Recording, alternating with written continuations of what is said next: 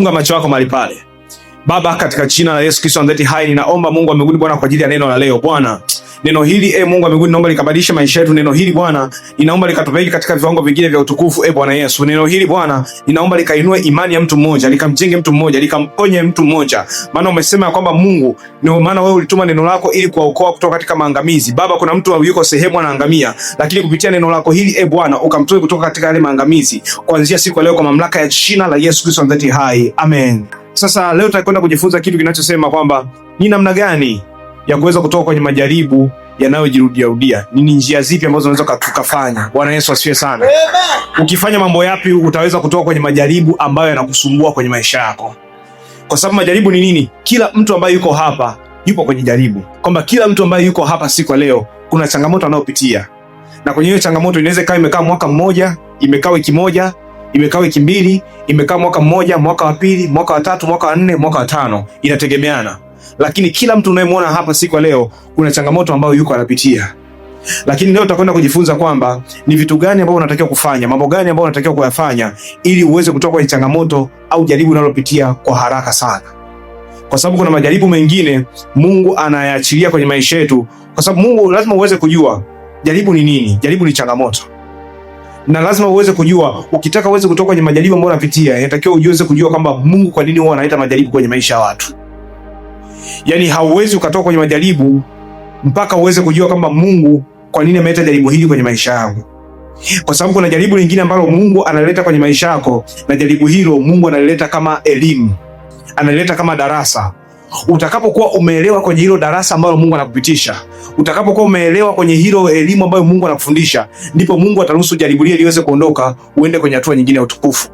Kumbe majaribu ya namna hiyo hayawezi yakaondoka kwako mpaka utakapotambua kwamba okay, kumbe Mungu ameruhusu umasikini kwenye maisha yangu ili aweze kunijengea tabia fulani ya kiungu ndani yangu. Ina maana mpaka ile tabia ya kiungu huenda Mungu anataka kunijengea mimi uvumilivu. Kwa hiyo mimi mpaka nitakapokuwa na uvumilivu ndipo lile jaribu litaondoka. Na majaribu yanategemeana. Kuna wengine wanakaa kwa muda mchache, wengine muda mfupi. Ni kwa sababu tunatofautiana namna ambayo tunapokea vitu, namna ambayo tunaelewa vitu, namna ambayo tunajifunza vitu. Na ndio maana maandiko yanasema kwamba ashupazae shingo yake itavunjika ghafla, au nyoe mara nyingi akashupaza shingo yake itavunjika ghafla na atakosa dawa. Ile kuvunjika ghafla shingo yake ni kushupaza shingo, lile ni jaribu tayari. Inawezekana uchumi wake utaanguka, ndoa yake itaanguka, mafanikio yake yataanguka. Hilo ni jaribu tayari kwenye maisha yako. Sasa kwa hiyo kumbe Mungu anaruhusu majaribu katika sababu tofauti tofauti. Mungu anaruhusu majaribu kwenye maisha yetu kwa ajili ya sababu tofauti tofauti. Mungu anaruhusu majaribu kama darasa kuna muda. Lakini kuna muda mwingine majaribu mengine yanakuja kwetu, yanakuja kwa sababu ya vitu ambavyo sisi tunavifanya kila siku. Kuna mlango unaweza kufanya, kuna kitu unaweza kukifanya kwako. Baada ya kukifanya hicho kitu, kikafungua mlango wa shetani wa yeye kuweza kuleta jaribu kwenye maisha yako. Yaani kuna majaribu mengine yanakuja ni kwa sababu wewe kuna kitu umemfanyia Mungu, kuna kitu umemfanyia Mungu. Kuna majaribu mengine yanakuja kwenye maisha yako kwa sababu wewe kuna jambo umelifanya kwa Mungu na jambo hilo halimpendezi kabisa. Kwa hiyo unajikuta unaingia kwenye taabu, unaingia kwenye mateso, unaingia kwenye vitu ambavyo hata utastahili kuingia, ni kwa sababu ya dhambi uliyomfanyia Mungu. Na kuonyesha sababu haraka haraka kwa nini unaingia kwenye majaribu, ili uweze kujua ni namna gani ya kuweza kutoka kwenye hayo majaribu. Kwa sababu huwezi ukatoka kwenye majaribu bila kujua chanzo gani ambacho kimpeleka kwenye hayo majaribu. Bwana Yesu asifiwe. Ayubu anaingia kwenye majaribu, Ayubu anaingia kwenye shida. Lakini kwenye shida hii ambayo Ayubu aliingia ni kwa sababu Mungu alikuwa anataka kujichukulia utukufu mbele ya shetani. Mungu alikuwa anataka kujua kwamba Bwana, ni kweli kuna watu wengi wanapotoka, dunia hii imepotoka, watu wanafanya mabaya, watu wanatenda maovu, lakini mimi bado kuna watumishi wangu ambao ni waaminifu kwangu. Kwa akawa ameruhusu hilo jaribu kwa nani? Kwa Ayubu. Akawa amemruhusu shetani ampige. Kwa hiyo mpaka Mungu alipomaliza kujichukulia utukufu kutoka kwenye ile jaribu, ndipo Mungu yani mpaka shetani alipolizika kwamba Mungu, huyu jamaa kweli ni wa kwako, Mungu ndipo akamwambia sasa ondoka, inatosha. Kumbe kuna majaribu mengine ambayo Mungu anataka kujichukulia utukufu kwenye maisha yako siku leo. Mungu anataka kujichukulia utukufu kutoka kwenye huo maskini ambao uko nao. Mungu anataka kuweza kujichukulia utukufu kutoka kwenye huo utasa ulionao. Mungu anataka kujichukulia utukufu kutoka kwenye huko kushindwa kufanikiwa uliko nako. Mungu anataka kujichukulia utukufu kutoka kwenye huko kukosa kibali uliko nako. Matatizo ambayo unapitia siku ya leo, Mungu anayaruhusu kwako ili aweze kujichukulia utukufu. Na Bwana Yesu asifiwe sana. Na jaribu hilo haliwezi kaondoka kwenye maisha yako mpaka Mungu atakapomaliza kujichukulia utukufu. Mimi nakumbuka kwenye maisha yangu, nilikuwa naongea na mtumishi Mwambene juzi, nilikuwa namwambia kuna binti mmoja, Bwana Yesu asifiwe sana. Nilikuwa namwambia bwana, wewe kwenye haya mahusiano ondoka. Mahusiano haya sio sahihi. Huyu mwanaume anakudanganya, atakupoteza. Huyu mwanaume atakupa mimba akukimbie, atakupa mimba akukatae. Unajua kilichotokea ni nini? Mimi ndo nionekana ni mtu mbaya. Yule binti alienda kumwambia yule mwanaume kama ilivyo. Mtumishi ameniambia 1 2 3. Nikamwambia mimi nakwambia hivi kwa sababu huyu ni mume wa mtu. Kwa sababu huyo kaka alikuwa ni mume wa mtu. Huyu mwanaume alikuwa ni mume wa mtu. Ondoka, achana naye. Kwa hiyo kilichotokea, mimi nikatengwa. Nikaonekana mimi ni mbaya. Nikaonekana mimi ndio mtu wa hovyo. Mtumishi, upendi mahusiano ya watu. Amri kuu ni upendo. Kwa nini hujaruhusu watu wapendane? Mimi nikasema hapana. Pendaneni lakini usipendane na mume wa mtu. Huyo ni mume wa mtu. Kwa nini uchague mume wa mtu, wanaume wa maisha? Na jamaa naye ni mume wa mtu lakini ameng'ang'ana kweli na huyo binti. Kwa mimi nilikuwa nguli likani jaribu, liniumiza kama mwanadamu, niliumia. Lakini kumbe Mungu alikuwa anataka kujichukulia utukufu. Lakini kumbe Mungu alikuwa kuna kitu anataka kumfundisha huyu mwanamke. Nashangaa anakuja na ananiambia, "Oh mtumishi, baada ya miezi 5." Na sasa hivi hapa nilipo na mimba miezi 5, mwanaume ananikataa. Hanihudumii kitu chochote. Nikamwambia sasa mimi nifanyaje? Mimi nikwambia umekataa, mimi nifanyaje sasa hapa? Kumbe Mungu alikuwa anajichukulia nini? Utukufu. Mungu na kitu alikuwa anataka kumuonyesha kwamba kuna kitu ambacho alikuwa anamfundisha kwamba bwana, siku nyingine utakapoambiwa vitu, hata kama wewe una Mungu, kuwa na sikio la kusikia kwa urahisi. Kwa hiyo jaribu limeanza. Kwa hiyo kwenye hilo jaribu atapita kwa urahisi kwa sababu ameshajifunza tayari. Kuna jaribu ambalo liko siku leo kwenye maisha yako, mwambie mwenzako kuwa mwepesi kujifunza. Mwambie mwenzako kuwa mwepesi kujifunza. Majaribu mengi yanakuja kwa ajili ya kutupa elimu, kuja kutupa darasa. Kuna kitu gani hilo jaribu linaleta kwenye maisha yako? Usiangalie tu jaribu katika namna mbaya. Jiangalie pia katika namna nzuri. Umenielewa eh? Umeshanielewa mpaka hapo nilipokuambia? Sasa muda huu nataka nikuonyeshe sasa ni vitu gani vya kufanya ili kuweza kutoka kwenye majaribu ambayo unapitia. Mambo gani ya kuyafanya? Bwana Yesu asifiwe sana. Jambo la kwanza, endelea kumwamini Mungu hata kama huelewi kinachoendelea. Yaani muda mwingine hata kama huelewi kitu gani kinachoendelea kwenye maisha yako. Unajua kuna muda unaweza ukawa kama kibinadamu umejitahidi sana, umeishi katika maisha ya kumpendeza kabisa. Unajua kabisa Mungu, ni kweli kuna makosa ninayo.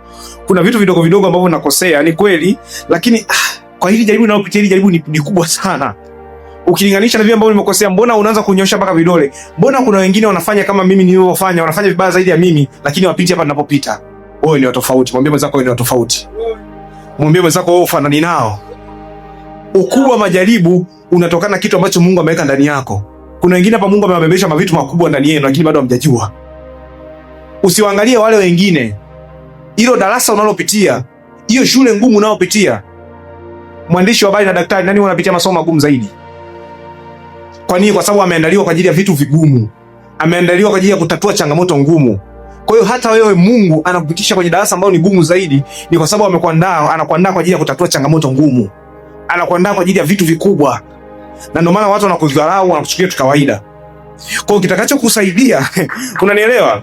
Kwa hiyo kitakachokusaidia wewe uweze kutoka kwenye jaribu ambalo unapitia kwa muda mrefu ni kwamba kuendelea kumwamini Mungu hata kama hujui kinachoendelea. Mwamini tu, mwambie Mungu, mimi sijui ni kwa nini naipitia katika hili jaribu. Sijui Mungu makusudi yako ni nini kunipitia kwenye jaribu, lakini Mungu mimi nakuamini.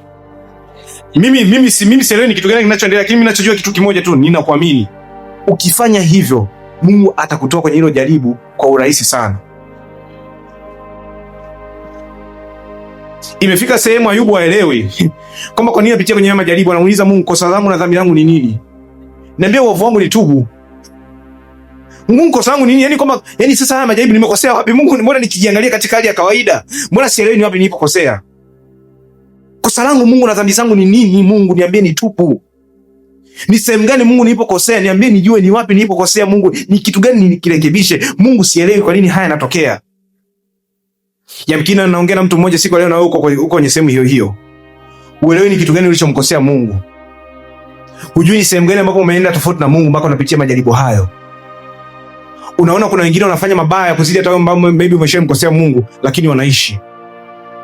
Lakini wanakula. Lakini hawashindi njaa. Lakini wewe unamtumikia Mungu, unayemwomba kila siku, unayefunga kila siku, una njaa. unapitia shida. Unashangaa watu wanaoenda kwa waganga wanafanikiwa, lakini wewe ambao unakuja kanisani kila siku unashindwa kufanikiwa. Endelea kumwamini Mungu hata kama hujui kinachoendelea. Nasema endelea kumwamini Mungu hata kama hujui kinachoendelea. Kuna jambo Mungu analifanya. Kuna kitu ambacho Mungu anataka kuprove kwenye maisha yako. Kuna namna pekee ambayo Mungu anataka kujichukulia utukufu kupitia wewe. Bwana Yesu asifiwe sana. Bwana Yesu asifiwe tena. Unaona yule alipoteza watoto wake, alipoteza mali zake, alipoteza afya yake, lakini hakumwacha Mungu. Aliendelea kumwamini Mungu. Na mpaka ikafika sehemu hakuna, mimi naonaga hamna statement yenye nguvu kwenye Biblia. Hakuna kitu, hamna mstari wenye nguvu kwenye Biblia kwangu mimi. Unajua kila mtu ana mstari wake wenye nguvu kwenye Biblia ambao unauzidi mstari huu. Kitabu kile cha Ayubu sura ya kwanza na ule mstari wa 21. Ninaomba nisome mwenyewe tu. Kitabu kile cha Ayubu sura ya kwanza mstari wa 21 anasema hivi: nami naitoka tumboni mwa mama yangu nikiwa uchi, nami nitarudi huko uchi vile vile. Bwana alitoa na Bwana ametwaa, jina la Bwana lihimidiwe. Ayubu aliona kwamba imefika sehemu kwamba amepoteza kila kitu. Hamna kitu kinachoenda kwake. Yaani akiangalia vile akasema tu sawa, kwa sababu nikuja sina kitu, nitaondoka nikiwa sina kitu. Sawa, acha nipoteze tu. Aliendelea kumwamini Mungu. Unajua hakuna kitu ambacho kina nguvu kama unapopitia katika majaribu uwe na hali ile ya kujitia moyo kila siku. Uwe na hali ya kujiambia maneno ya kujipa faraja. Kuna mwingine unapitia katika majaribu lakini mtu akupa faraja hayupo. Kuna muda mwingine unapitia katika majaribu unafikiri kwamba ukimwambia mtu ataweza kukuelewa. Hawezi kukuelewa kwa sababu sio yeye anayepita kwenye jaribu. Kuna muda huyo unamwelezea majaribu yako naye ana majaribu yake. Kuna muda huyo unamwelezea vita yako naye ana vita yake. Ila kwa sababu tu wanadamu tuna ile tabia kuona kwamba vita nayopitia mwenzangu ni rahisi kuzidi nayopitia mimi kwa sababu haiko kwako. Mwanadamu ana tabia kuona kwamba kile anachokipitia ni kigumu kuliko anachopitia mwenzake. Au utamwambia tu bwana wewe kuna hivi na hivi na hivi. Kumbe kila mtu anapitia kitu kigumu kwa sehemu yake. Kinaweza kuwa sio kigumu kwako lakini ni kigumu kwangu. Anasema nilikuja nikiwa uchi. Yaani maana yake nilizaliwa bila nguo, nitaondoka hivyo hivyo. Unapoona umepoteza kila kitu kwenye maisha yako, inapofika sehemu hauna kitu kinachoendelea kwako, mwambie tu Mungu, nilikuja nikiwa uchi, nitaondoka nikiwa uchi. Jifariji. Jitie moyo. Kuna muda hamna mwanadamu wa kutia moyo. Kuna muda kwenye maisha yako hutapata mtu wa kutia moyo. Hautapata mtu wa kufariji. Sema tu Mungu, nilikuja nikiwa sina nguo, nitaondoka nikiwa sina nguo. Mungu umenipa, Mungu umechukua ulichonipa. Basi umemaliza. Si unanielewa? Sababu ya kwanza, ukifanya hivyo utatoka kwenye hilo jaribu unayopitia kwa haraka. Bwana Yesu asifiwe sana. Bwana Yesu asifiwe tena. Bwana Yesu asifiwe sana. Kwa hiyo Ayubu alipoongea hayo maneno kwenye ile sura ya kwanza, kwenye ile Ayubu ile sura ya kwanza mstari wa 21, unakuja kuona Ayubu anaongea kitu kingine kwenye Ayubu sura ya 42 na ule mstari wa 10. Anasema hivi, unaona Biblia inaongea kitu kingine. Anasema Bwana akageuza uteka wa Ayubu. Bwana akamwongeza Ayubu mara 2 kuliko hayo yote aliyokuwa nayo kwanza. Baada ya dhiki, faraja. Baada ya majuto, faraja. Hakuna kitu kinachokaa milele mpendwa. Hakuna tatizo linalokaa milele kwako. Hakuna jaribu ambalo litakaa kwako milele, halipo na kuhakikishia. Hiyo shida unayopitia siku ya leo, hiyo shida inayokufanya hata muda mwingine usije kanisani, haitakaa milele. Kuna wengine wanatamani kiasi kuja kanisani lakini nakataza na waume zenu. Wengine jamii imewatenga kwa sababu unakuja kanisani. Lakini nataka nikwambie kwamba hakuna shida inayokaa milele. Ukiona giza linazidi kuwa jingi, ujue kuna karibia kupambazuka. Narudia tena, ukiona giza linazidi kuwa kubwa, ukiona giza linazidi kuwa totoro, ujue kuna karibia kupambazuka. Nasema hivi, kwenye maisha yako giza linazidi kuwa totoro, ni kwa sababu kumekaribia kupambazuka. Shida yako inazidi kuwa nzito, ni kwa sababu kumekaribia kupambazuka. Watu wanazidi kuinukia, ni kwa sababu kumezidi kupambazuka kwako. Anasemaje? Anasema hivi, kwa kuwa muda umeenda sana, usiku umezidi sana na asubuhi imekaribia, basi na tuzivue silaha zote za giza na tuzivae nuru. Kwa kuwa wokovu wetu uko karibu sana kuliko tulipoanza kuamini. Sijui unanielewa? Bwana Yesu asifiwe sana. Wokovu wako uko karibu kuliko kipindi ulichoanza kuamini.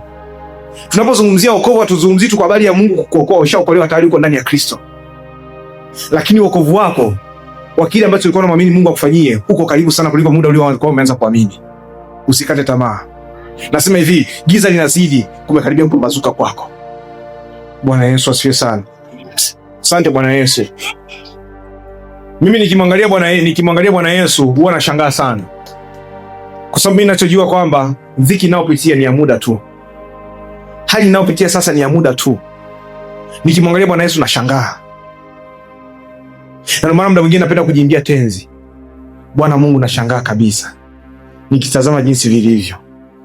Nikimwangalia anasema basi natufanye nini? Na tuangalie sana yale yasiyoonekana, maana yale yanayoonekana ni ya muda tu. Hebu jifunze kuangalia vitu visivyoonekana. Jifunze kuangalia mambo yasiyoonekana. Hivi haya magari unayoona ni ya muda tu. Hizi ndoa unazoziona ni za muda tu, hautaolewa milele, utakufa wewe. Haya magari unayoona ni ya muda tu, yataharibika. Haya vitu hivi anasa unazoziona ni za muda tu, vitakwisha. Basi na tuyashumulie sana yale yasiyoonekana, maana yale yanayoonekana ni ya muda tu. Kuna bidii natakiwa uambie mwili wako kwamba Bwana, mwili, haya yanayoonekana ni ya muda tu, ngoja tuyashumulie yale yasiyoonekana, maana ni ya milele. Bwana Yesu asifiwe sana. Lazima ufike sehemu uwe na uwezo wa kujiangalia na kujitafakari na kujiambia hivyo ndani ya moyo wako kwamba haya yanayoonekana ni ya muda tu. Ni kweli natafuta maisha, lakini maisha ninayotafuta yasinisaulishe Mungu ni nani kwangu. Yasinisaulishe mimi nakwenda wapi, maana mimi ni msafiri, nasafiri kwenda mbinguni. Nasafiri kwenda mbinguni. Haya ninayoona ni ya muda tu, lakini yale yasiyoonekana ni ya milele. Jifunze kujifundisha hivyo. Jifunze kujiambia maneno hayo. Bwana Yesu asifiwe sana. Bwana Yesu asifiwe tena. Kitu cha pili, acha kulalamika, anza kumshukuru Mungu. Acha kulalamika, anza kumshukuru Mungu. Kulalamika hakuwezi kutoa kwenye jaribu unalopitia. Kulalamika hakuwezi kukutoa kwenye changamoto unayopitia. Habakuki anasema nitasimama mbele ya mlima ili nimwambie Mungu juu ya kulalamika kwangu. Nimwambie Mungu. Bwana analalamikia Mungu. Mungu anamlalamikia, Mungu anajibu nini? Anamwambia andika maono haya. Yaani analalamika, Mungu anamwambia andika maono haya. Unapomlalamikia Mungu, usilalamikie kitu kama hujui ni kwa nini unapitia hicho kitu. Usimlalamikie mtu kama haujui sababu ni kwa nini yupo kwenye hilo jaribu. Usimlalamikie mtu, usimtukane mtu kama haujui ni kwa nini amefanya hivyo alivyofanya. Acha kumlalamikia Mungu, anza kumshukuru Mungu. Sema tu Mungu asante, hata kwa mazuri nayopitia, pia hata kwa mabaya. Ayubu anamwambia mke wake, unaongea kama mwanamke mpumbavu.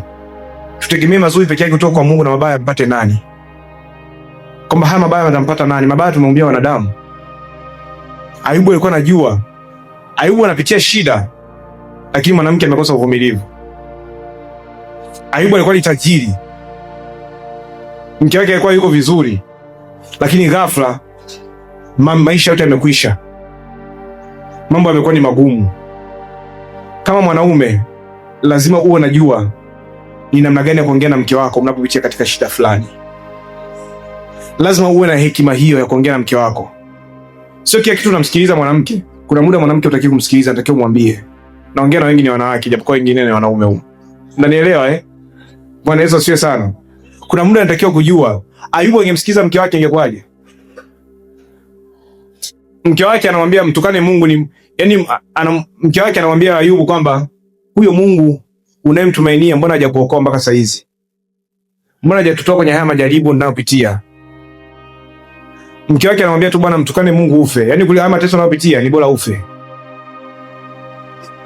Ayubu anamwambia unaongea kama mwanamke mpumbavu. Tutegemee mazuri tu na mabaya mpate nani? Wanawake ni rahisi sana kukata tamaa. Kama mwanaume anatakiwa uwepo pale kumkumbusha mke wako ni kitu gani anatakiwa kufanya. Mungu amemuumba mwanamke amemuumba mwanamke na mazuri yake na nguvu yake na madhaifu yake. Hayo ni madhaifu ya mwanamke. Mwanaume hutakiwi kumsikiza mwanamke kwenye kila jambo, kwa sababu mwanaume ni kiongozi, lakini mama ni msingi. Mwanamke mwenye hekima ataijenga nyumba yake kwa mikono yake mwenyewe, bali mpumbavu ataibomoa yeye mwenyewe. Ayubu sura ya 2 mstari wa 9. Ndipo mkewe akamwambia, je, wewe hata sasa washikamana na utumilifu wako? Mkufuru Mungu ukafe. Anamwambia mkufuru Mungu ukafe. Ni mwanamke anamshauri. Kuchukua ushauri wa mwanamke ni vizuri, lakini kwenye Biblia sehemu nyingi ambao wanaume tulikubali kushauriwa na wanawake tulipotea. Narudia tena. Kuchukua ushauri wa mwanamke ni nini? Ni vizuri. Mwanamke yeye ni mjenzi. Kazi yake sio kushauri. Mshauri mkubwa unatakiwa wewe mwanaume. Ukiwa unasikiliza sana mambo ya mwanamke, huwa haishagi vizuri. Huwa vishagi. Adamu anamsikiliza Hawa anakula tunda. Kiliishia wapi? Ahabu anamsikiliza Yezebeli auwe manabii wa Mungu. Kiliishia wapi? Ukame miaka 3.5. Yaani mwanamke anaposikilizwa havijawahi ishaga vizuri. Kuna sehemu kama mwanaume anawaambia ni kweli unachoongea mke wangu hichi ni kweli, lakini mimi nataka tupite hivi. Ni kweli mke wangu umesema tusiende kanisani, lakini mimi nataka tuende kanisani. Mimi ni baba, nimemaliza. Kama hutaki kuja kanisani, katafute pa kukaa. Kwa sababu kuna muda huyo mwanamke ambaye anakataa kuja kanisani ndio huyo shetani atakayekuja kumtumia, kuja kukuangamiza wewe. Kaa na bomu nyumbani hapo. Wewe endelea kukaa na hilo bomu nyumbani hapo. Litakulipukia, utakuja kujua. Kwa nini akataka kuja kanisani kama anafundishwa uchawi? Bomu litafanya nini? Inatakiwa mwanaume uwe na nguvu ya maamuzi. Kama baba, mimi nikisema nimesema. Kuna baadhi ya vitu mimi nikisema nimefanya nini? Utaki, nenda katafute mwanamume mwingine wa kukuoa. Chapia Bwana Yesu makofi. Wengi ni wanawake wanataka kupitia makofi. Bwana Yesu asifiwe sana. Unaona, Paulo na Sila waliacha kulalamikia Mungu, walianza kumshukuru Mungu. Ukisoma kwenye kitabu cha Matendo ya Mitume sura ya 16, ule mstari wa 25 na 26 anasema, lakini panapo usiku wa manane, Paulo na Sila walikuwa wakiomba na kumwimbia Mungu nyimbo. Walikuwa wakimwimbia Mungu nyimbo, na maana walikuwa wanamshukuru Mungu. Kwa sababu uwezi, shukrani na sifa uwezi kuzitenga. Palipo na sifa pana shukrani. Palipo na shukrani pana sifa. Uwezi kumshukuru mtu bila kumsifia. Bwana, asante kwa kuwa umenipa hii tira na moyo mzuri. Umemshamsifia tayari. Shukrani inaambatana na nini?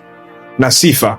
Kwa hicho kwa nafanya kina Paulo na Sila hapa gerezani, walikuwa wanamshukuru Mungu. Walikuwa katikati ya jaribu, lakini hawakumlalamikia Mungu, walimshukuru Mungu. Sifa zilipungua milango ya kutoka kwenye majaribu. Kumbe sifa na shukrani zinafungua milango ya kutoka kwenye jaribu, lakini kulalamika kuna kufanya wewe uendelee kubaki. Unajua tafsiri nyingine ya kulalamika ni nini? Ni kunungunika. Maandiko yanasema kwamba Mungu aliwakalisha wana Israeli miaka 40 jangwani kwa sababu walimnungunikia Mungu. Ni manunguniko tu. Manunguniko yanaweza kukufanya ukae kwenye jaribu ambalo ulikuwa unatakiwa ukae miaka 2. Kwa sababu kutokea Misri kuelekea Kanaani kwa miguu ni umbali wa siku 7 tu. Lakini kwa nini walikuwa wanaendelea kuzunguka miaka 40? Kwa sababu Mungu alikuwa anataka kumaliza kile kizazi. Kile kizazi kilikuwa ni kizazi cha kulalamika. Mpaka ilipofika sehemu walipojifunza kwamba Mungu ni Mungu wa namna hii, sio Mungu wa namna hii, Mungu akaruhusu apite kwenye ile jangwa. Utaendelea kubaki kwenye hilo jaribu, kwenye hilo jangwa unalopitia siku ya leo, mpaka utakapotambua ni namna gani ya kuweza kutoka. Mpaka utakapojifunza kutokunung'unika. Mpaka utakapojifunza kuacha kulalamika, ndipo utakapotoka hapo. Bwana Yesu asifiwe sana. Bwana Yesu asifiwe sana. Bwana Yesu asifiwe tena. Jambo la 3 litakalo kusaidia, endelea kuomba bila kukata tamaa. Jaribu lipo, omba. Jaribu alipo, usiombe. Endelea kuomba. Umepata unachokitaka, omba. Hujapata unachokitaka, omba. Jaribu linaendelea kuwepo kwenye maisha yako, omba. Linaendelea kuwepo, omba. Yaani kuomba, majaribu yasikufanya ushindwe kuomba. Majaribu yasiwe sababu ya kwenda kuomba. Unashindwa kuomba, nena kwa lugha. Unajua kuna muda mwingine unaweza kuwa unashindwa kwamba umeingia kwenye maombi, unashindwa kujua kwamba uombe nini, mambo yamekuwa ni mazito, moyo ni mzito. Kuna muda moyo unakuwa ni mzito kweli. Hujui. Unaingia kuomba hivi unasikia maumivu, tu panauma hapa, hujui hata panaumaje. Kifua kama kinajaa. Mambo yamekuwa ni mengi. Muimbie Mungu atatenzi. Mungu atakusikia. Na ndio maana nasema katika maandiko ya kwamba mtu wa kwenu ana furaha na aimbe. Anasemaje? Ana huzuni na afanye nini? Mtu wa kwenu ana huzuni na aimbe, sijui ana furaha na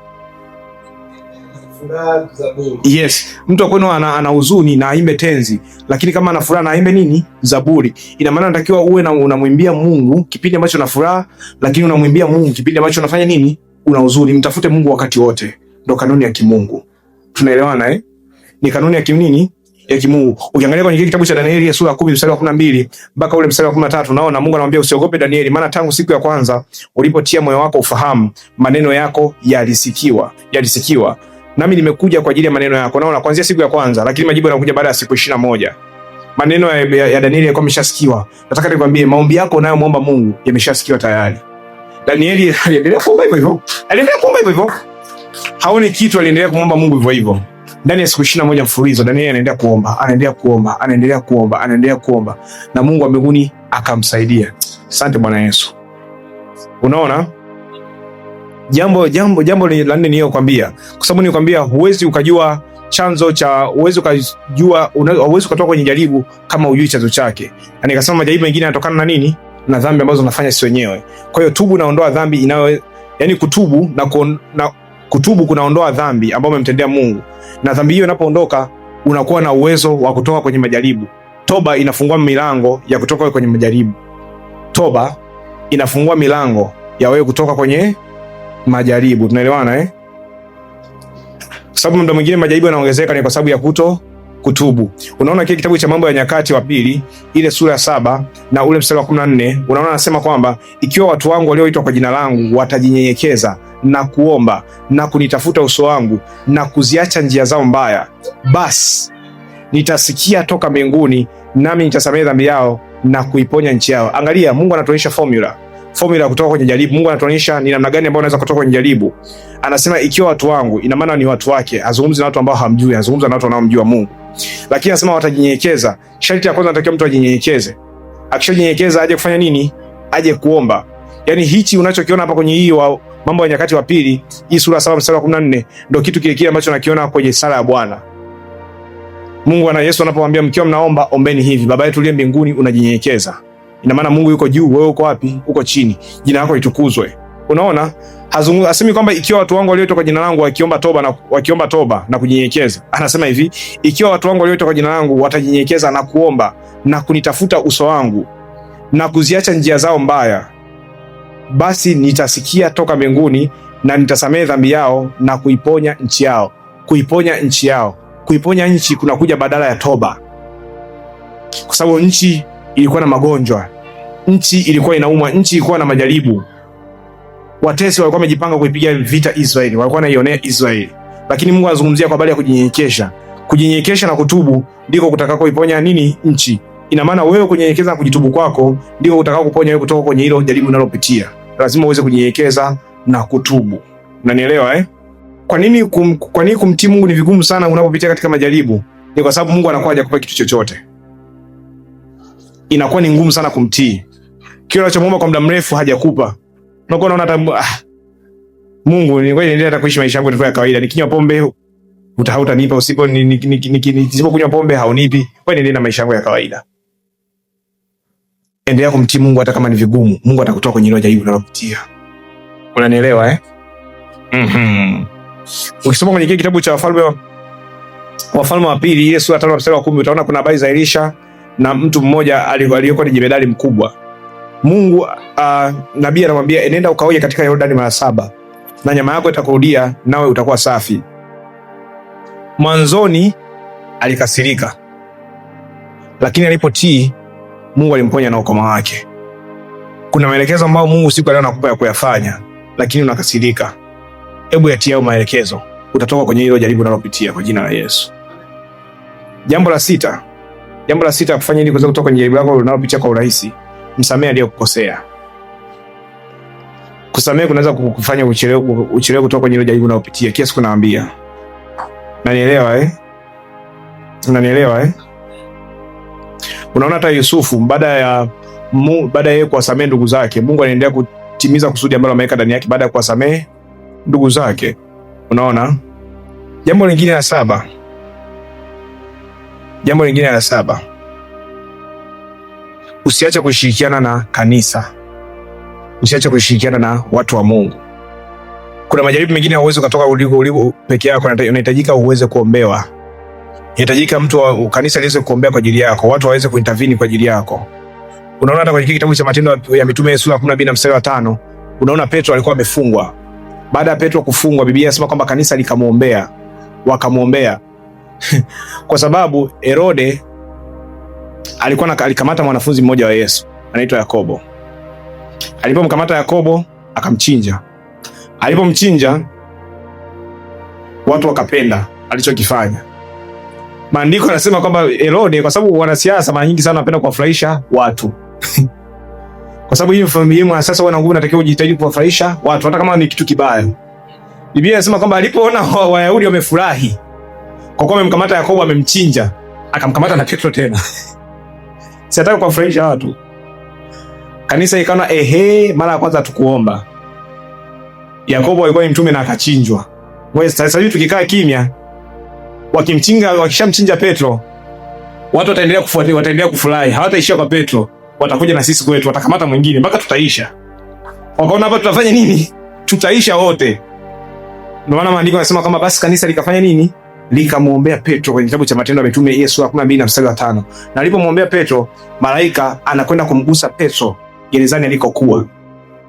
Kumbe kuna muda unapopitia changamoto, tafuta watu unaowaamini ndani ya kanisa.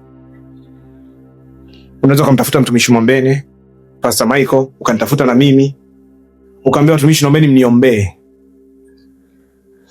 Kanisa likikuombea. Sasa uwe makini, usije kumshirikisha kila mtu. Utasema hapo utayakuta yako nje yote. Umenielewa Utayakuta yote hapo. Tafuta watu gani unaowaamini, washirikishe.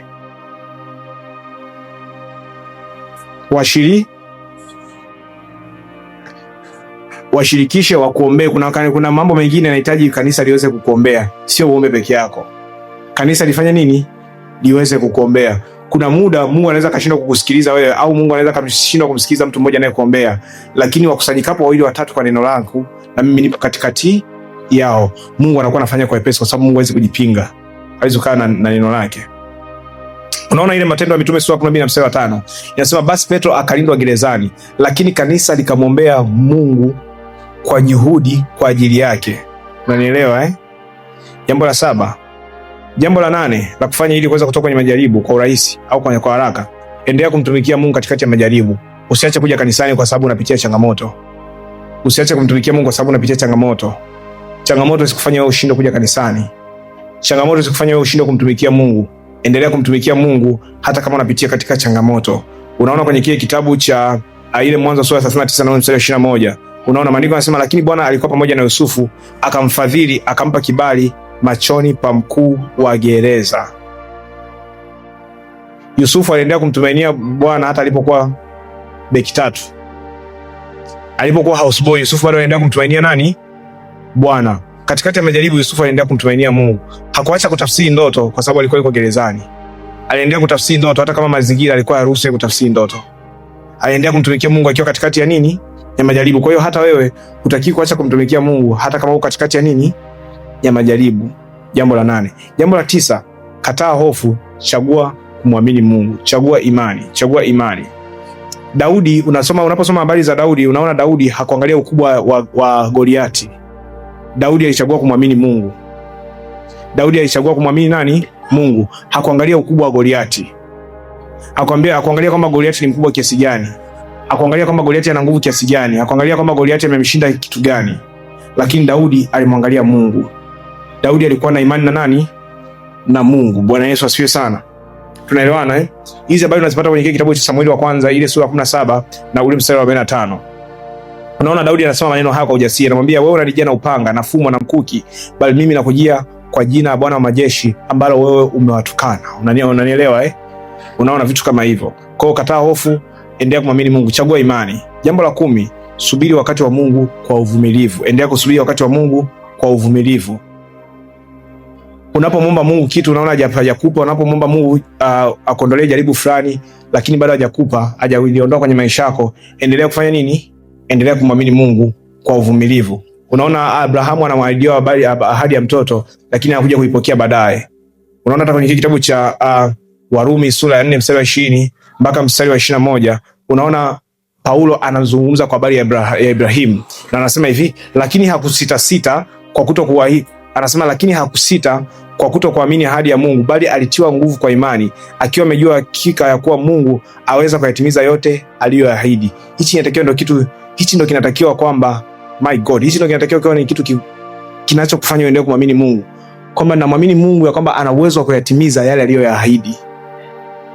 Yaani hiyo ndio kitu ambacho kinakufanya uendelee kumtafuta Mungu hata unapokuwa kwenye majaribu. Ukiangalia zile ahadi ambazo Mungu ameziweka mbele yako, unasema kwamba Mungu ana uwezo wa kuyatimiza zile ahadi ambazo Mungu ameniandalia mbele yangu. Kwa hiyo nitaendelea kupambana, nitaendelea kustruggle. Naamini kwamba Mungu, hebu sema Mungu ana uwezo wa kuyatimiza aliyoahidi. Sema tena, Mungu ana uwezo wa kuyatimiza yale aliyoahidi. Chapia Bwana Yesu makofi. Mungu ana uwezo. Huo uwezo Mungu anao, uko ndani yake. Biblia inasema kwamba akatiwa nguvu kwa ile ahadi, akatiwa imani kwa ile ahadi. Ahadi, Mungu amekuahidia nini kwenye maisha yako? Kitu ambacho Mungu amekuahidi ndicho kinachotakiwa kutia nguvu. Ahadi za Mungu unazipata wapi? Kwenye neno la Mungu. Amesemaje? Maandiko yanasema nini kuhusiana na wewe unayemwamini Mungu? Hizo ni ahadi za Mungu. Achana mambo ya maono, achana mambo ya ndoto, achana mambo ya unabii. Utachelewa sana ukitegemea hivyo vitu peke yake. Neno la Mungu linasema nini kuhusiana na wewe? Inatakiwa ndio hiyo silaha yako ya kwanza. Kwa sababu neno la Mungu linachosema ndivyo wewe ulivyo. Neno la Mungu linavyosema ndivyo wewe. Narudia tena hapa, huu mstari naupenda sana. Nasema hivi, lakini hakusita kwa kutokuamini ahadi ya Mungu. Unajua ukiwa na sita unakuwa ndani yako hauamini. Ni kama unaamini lakini hauamini. Ndio kusita maana yake.